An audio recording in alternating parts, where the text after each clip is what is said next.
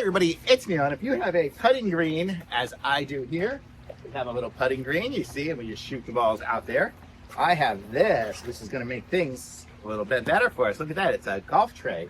So what I can do is I can put this right here, and then put the balls in there, and then as I do my putting and stuff like that, I can just kick the balls out of here. But look at this, it's a nice plastic tray. It's got holes in the bottom, so when it's outside here and it's raining, the water will just go through.